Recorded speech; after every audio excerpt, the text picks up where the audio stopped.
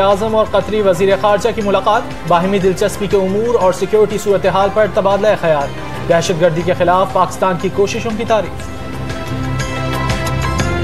Money laundering case میں 600 افراد کے ملوث ہونے کا اعتراف، جعلی اکاؤنٹس میں 500 ٹھیکیداروں نے رقم جمع کرائیں، 200 بینک افسر بھی ذمہ دار نکلے، رپورٹ پیر کو سپریم کورٹ میں پیش ہوگی۔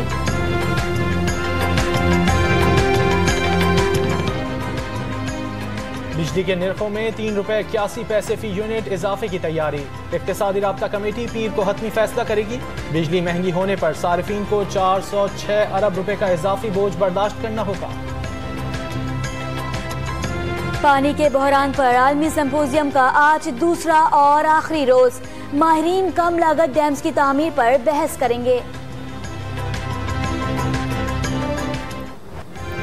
ضمنی الیکشن کے دوسرے اور آخری مرحلے کی تیاریاں، کراچی کے این اے 247 پی ایس 111 اور پشاور سے پی کے 71 پر مقابلہ کل ہوگا، لاکھوں ووٹرز اپنا حق رائے دہی استعمال کریں گے، انتخابی سامان کی ترسیم جاری۔